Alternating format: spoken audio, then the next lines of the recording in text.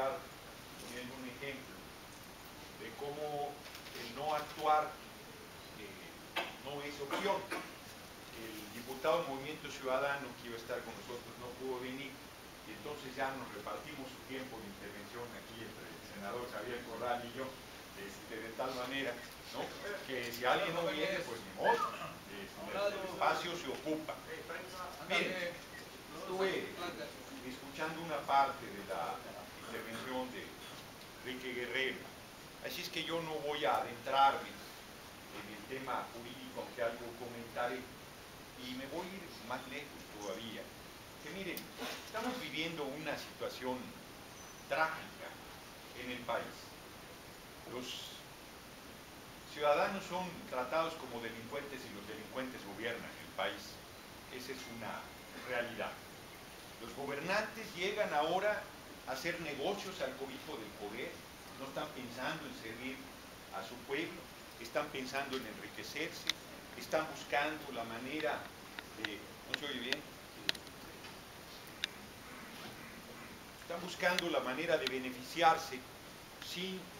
Antes se les podía criticar que había corrupción, nunca se justifica la corrupción, pero estaban ahí las obras, había escuelas, hospitales, vialidades, ferrocarriles, tantas cosas que se fueron haciendo de obra pública, caminos, presas. Hoy no las hay, y cuando las hay se les caen a la mitad, ¿no? O sea, no hay ningún compromiso verdadero. Yo estoy aquí en Chihuahua, y es evidente pues, que Duarte es indefendible, es un tipo que debería estar en un penal de alta seguridad, porque es un criminal de alta peligrosidad. Eso es desde hace mucho tiempo.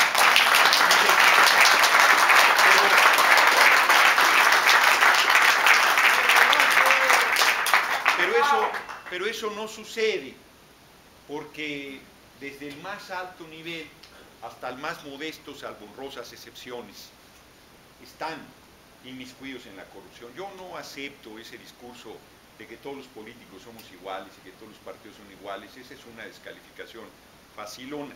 Yo no, porque esté aquí Javier Corral, hemos tenido diferencias, debates fuertes, en el Congreso fuimos compañeros la legislatura pasada. Yo reconozco en él a un hombre honorable, a un hombre de principios, un patriota, ¿no?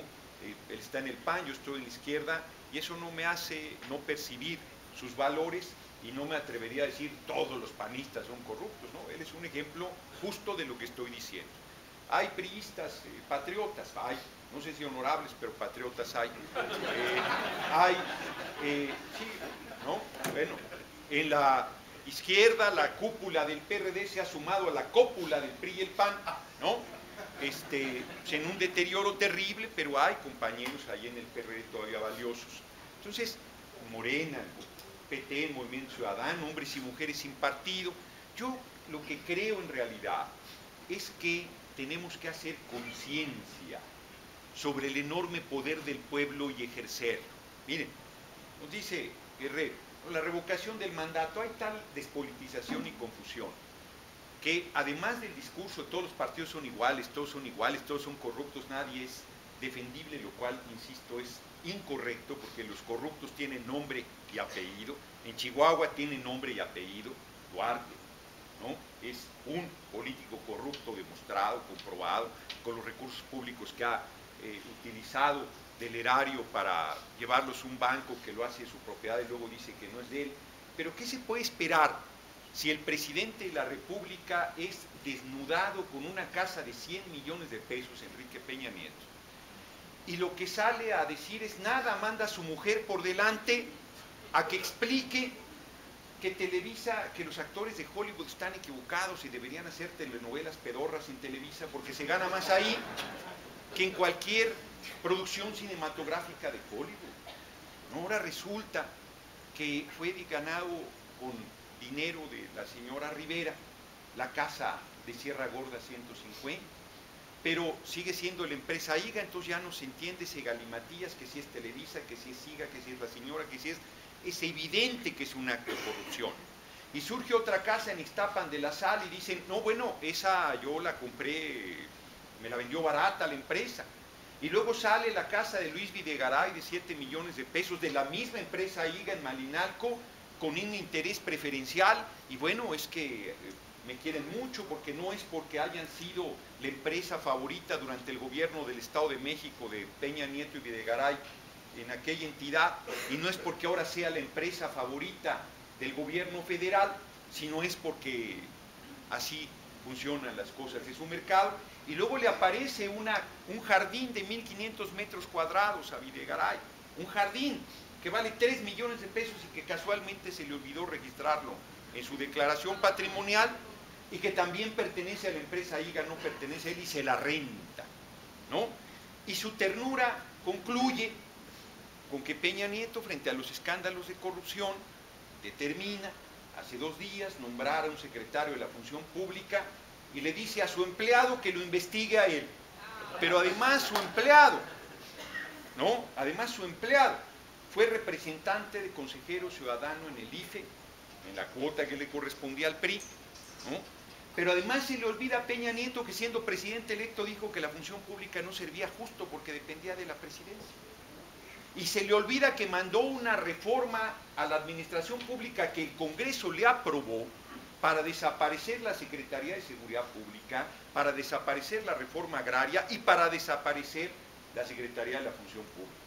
Y que hace 1 año apareció el decreto en el Diario Oficial de la Federación de la desaparición de esa secretaría y quedó en pie temporalmente mientras se hacía la Comisión Nacional Anticorrupción. Y es la hora que no hacen la Comisión Nacional Anticorrupción, pero presenta con bombo y platillo a un nuevo secretario de la Función Pública que lo va a investigar y cuya primera declaración es que no lo va a investigar, ya lo sabíamos, ¿no? Y encima, ¿no?, de todo eso, cuando termina la rueda de prensa, a Peña Nieto se le olvida que, a diferencia de nuestros micrófonos, los de ellos son muy sensibles, y se retira y dice, ya sé que no aplauden. Le reclama a la prensa que no le aplauda. ¿Y saben cómo la castigó? Ayer que estuvo en Querétaro, en otra farsa de evento de celebración del 98 aniversario de la Constitución, que juró cumplir y hacer cumplir, y que apuñala todos los días, se ha destrozado, y que ha desmantelado los pilares fundamentales de esa Constitución, como es el 3º, educación pública, laica y gratuita, el 27 del petróleo y todo el subsuelo para la nación, el 123 de los derechos laborales y el 130 del Estado laico. Ayer, en esa farsa de evento donde Peña Nieto va a decir mentiras, casi en la celebración centenaria, tuvo encerrados durante 2 horas a los periodistas en un restaurante que estaba a un lado del Teatro de la República. Y los medios no reportan el hecho de que sus corresponsales se quedaron ahí. Cuando llegó Peña Nieto, literal, le pusieron llave al restaurante y ahí los dejaron hasta que terminó el evento de Peña Nieto, para que se eduquen y le aplaudan en la siguiente cuando haya terminado.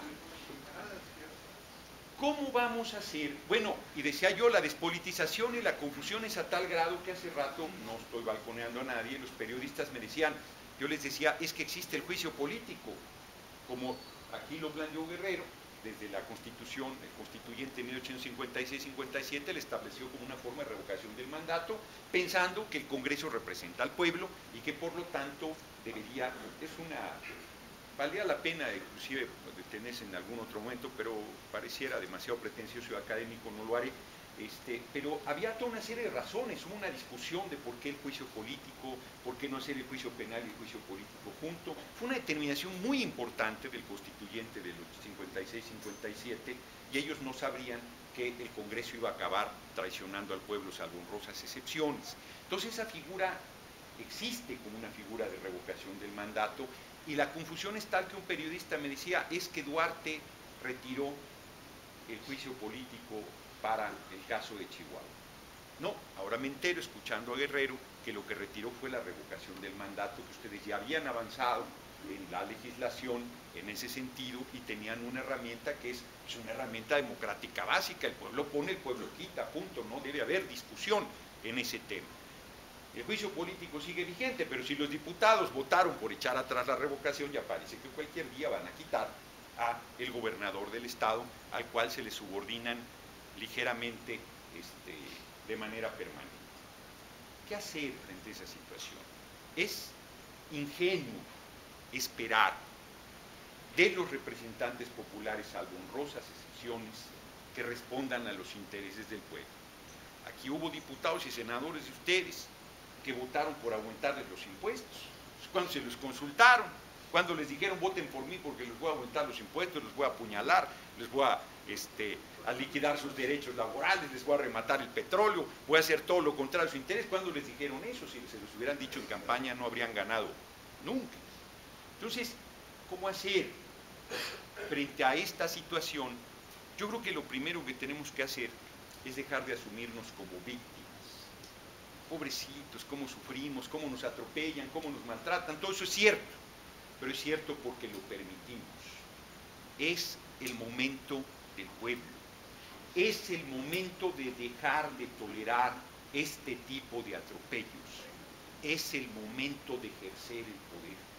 A mí me hablan de los poderes fácticos, que la televisora, que Slim, que los poderes económicos, que las transnacionales, pues sí son poderes importantes, pedorros frente al poder del pueblo.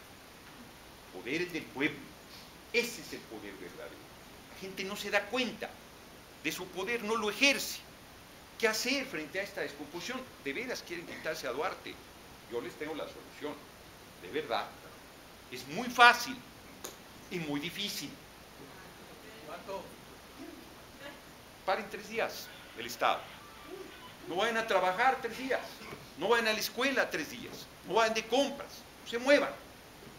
Se cae Duarte. No lo aguanta. No hay gobernante que resista que el pueblo se pare, porque el pueblo mueve todo. Si el pueblo no se mueve nada. Yo decía, para tomar el aeropuerto de la Ciudad de México, con estas 200,000 personas te van a mandar al ejército, a la Policía Federal, te van a madrear seguramente. O sea, va a ser muy complicado. Si los trabajadores no van, se para el aeropuerto. Solo con los trabajadores de vigilancia, los humildes trabajadores de vigilancia que los tienen ahí en el aeropuerto de la Ciudad de México con unas camisitas ahí, muriéndose de frío, que porque no deben tener chamarra cuando están ahí trabajando. Es un maltrato en todos los sentidos, horarios infames, les pagan miseria, no les dan derechos sociales, es una empresa externa al aeropuerto. Pues solo con que esos humildes trabajadores no fueran, no funciona el aeropuerto de la Ciudad de México. No sale un solo vuelo de la Ciudad de México. Parando todo. Este es un poder enorme el de la gente. Es que, ¿qué voy a hacer si me van a correr? Te corren de todos modos, si vas a trabajar. Los de Mexicana no faltaron nunca a trabajar y los mandaron a la calle. No pueden cobrar ni su pensión siquiera, que legítimamente ganaron y aportaron para ella. No tiene nada hoy. Y el país va para peor. Si el pueblo no toma cartas en el asunto, esto no se va a modificar.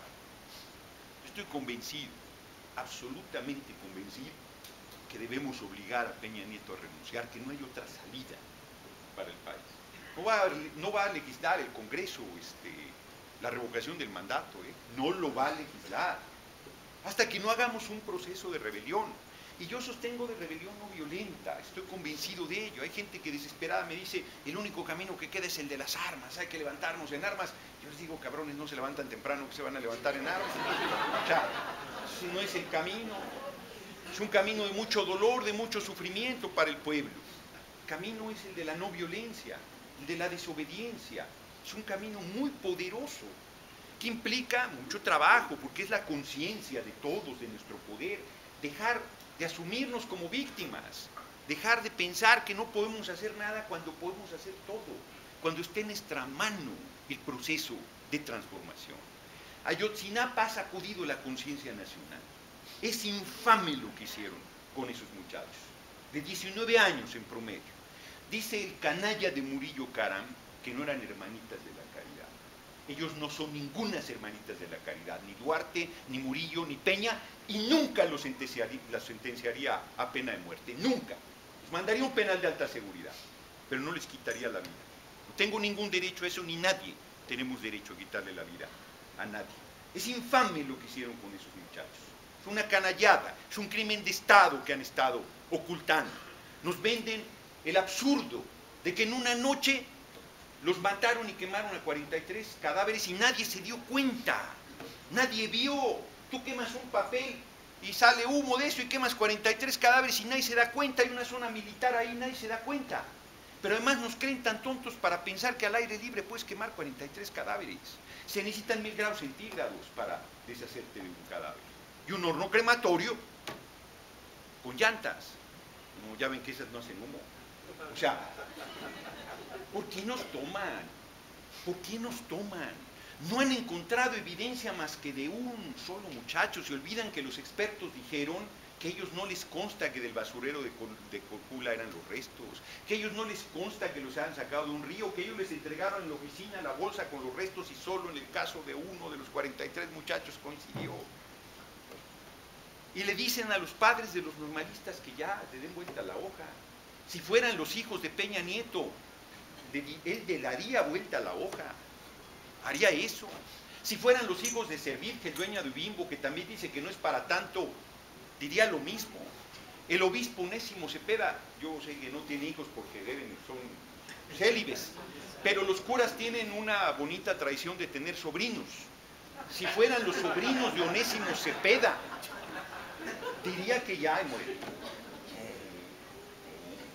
Una infamia criminal.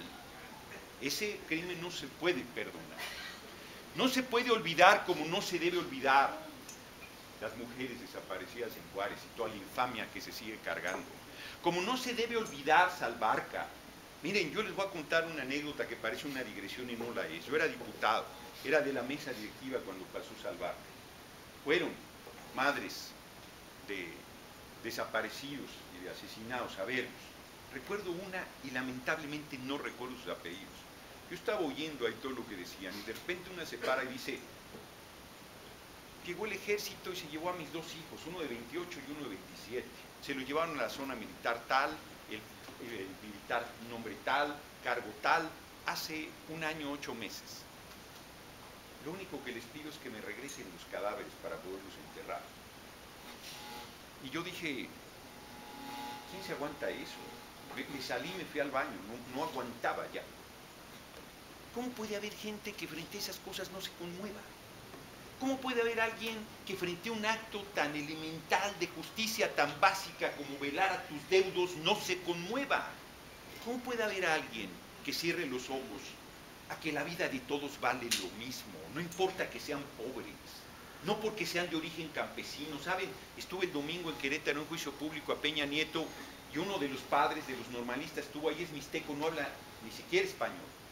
Y el otro contaba que su hijo de 33 años ya había hecho vida y de repente sintió que no estaba haciendo nada y quiso dar algo, ser algo, y se fue a estudiar a la Normal Rural de Ayotzinapa para encontrar la muerte dejando 2 hijos chiquitos. Y dices, pues ese solo crimen hace que Peña Nieto se tenga que ir, pero no es el único. Han rematado el petróleo, rematado la energía eléctrica, ha hecho de todo su plan de obra pública, como me lo decía el senador Javier Corral, su plan de negocios. Es inaceptable lo que está pasando en el país y lo que tenemos que hacer es correrlo. Y alguien me dice que si lo corres no se arregla nada, van a poner a su hermano gemelo. No, si el pueblo se rebela, las cosas se abren. Ponemos un presidente provisional, se convoca un Congreso Constituyente y se hace valer el artículo 136 que dice que si llegara un gobierno contrario al marco constitucional, todo lo que haga no vale. Y que una vez que el pueblo recupere su libertad, así de bonito lo dice, una vez que el pueblo recupere su libertad, vuelve a valer la Constitución y ese gobierno será juzgado junto con los que colaboraron con él. Eso es lo que debemos hacer. Rebelarnos, generar un profundo proceso de transformación. Si Peña se va, Duarte no nos dura nada, se va a la cárcel también. Tiene un lugar privilegiado junto a Peña en el penal de alta seguridad, donde deben estar esa pandilla de criminales, esa pandilla de canallas, como merecen otro sitio, decomisados sus bienes y puestos al servicio del pueblo, esas casas para el pueblo, esos bienes para el pueblo, y lo que no se vende y el dinero se pone al servicio del pueblo. ¿Qué queremos? Es muy simple lo que queremos: que la gente tenga empleo bien pagado con contrato colectivo, que la gente tenga acceso a educación, que no haya un solo muchacho, una sola muchacha que quiera estudiar, que no tenga un espacio en las escuelas públicas del país, y que esas sean laicas, públicas, gratuitas, de excelencia, con comedores y con lugar para dormir si fuese necesario. Que todo el mundo tenga seguridad social, no el seguro popular ese que quiere poner Peña Nieto, que ni es seguro ni es popular. Yo reto a Peña Nieto a que se atienda un día en el seguro popular. ¿No? O sea, eso no, seguridad social para todos, acceso a vivienda, que la gente coma 3 veces al día, justicia y libertad y lo que sobre papulque, como decía mi abuela. O sea, eso es lo que queremos para el país. Es perfectamente realizable, perfectamente realizable. No es con la despolitización de, no, no vote, no sirve votar. No, ese es un error. Votar es un error. Si no votan el PRI, tiene mayoría. De todos modos va a tener, veremos. Pero si la tiene y por lo menos hay una oposición fuerte en el Congreso, no va a cambiar el país. El país solo va a cambiar si hay una rebelión. Pero si se dejan espacios, esos espacios no quedan vacíos, se llenan. Yo fui diputado 2009, 2012, 2009 56% de la gente no votó. 4% anuló su voto. ¿Qué dio como resultado? El PRI era la minoría mayor. Tuvo cerca de la mitad de los diputados y le abrió el camino a la presidencia de la República. Es un error no votar. No hay opción en la elección. Se ve feo el panorama, es cierto. ¿Por quién votar? ¿Por quién votar? Vean a los candidatos, revísenlos, investiguen quiénes son, voten por el que esté más cercano a los compromisos con el pueblo. Y tenemos que meter la revocación del mandato, claro que tenemos que meterle, ese es un derecho fundamental del pueblo, pero ese derecho no estará vigente mientras la gente no se revele. Miren, si hay derechos vigentes que la gente no hace valer, yo les digo todo el tiempo, me lo sé en memoria, el 16 constitucional, nadie puede ser molestado en su persona, domicilio, papeles o posesiones, sino en virtud de mandamiento escrito de la autoridad competente que funde y motive la causa legal del procedimiento, que no es otra cosa que si yo voy pasando por ahí y hay un retén militar, no me deben revisar si no tienen un mandato por escrito. ¿No? Respetan eso, no lo respetan. Ahorita voy saliendo del aeropuerto y están los de migración, su identificación, no, hombre, ¿qué identificación? Si estoy en territorio nacional no necesito identificarme, ni pasaportes, ni nada. Pues, adiós, ¿no? El ejército me quiere revisar, no, no me revises, no me revises, ¿no? Se pone brusco el asunto, sí, sí se pone brusco, pero ahora sí que literal sobre mi cadáver. Pues, déjeme hacer mi trabajo, ¿no? Si tu trabajo es violar mis derechos, no, no lo acepto. No, no, no, no. Pero la gente tiene que actuar con firmeza, con determinación. Miren, una pequeña digresión y vuelvo al tema de fondo. Fui a hacer una protesta ayer a Querétaro y previendo que el Estado Mayor Presidencial es maldoso, me fui un día antes, ¿no? Iba solo en mi camioneta y saliendo por Tlalnepantla me para una patrulla bastante pedorra, en un sur ahí medio, ¿no? Yo pensé que era privada, inclusive de seguridad privada. Luego volteo y veo y decía tránsito Tlalnepantla.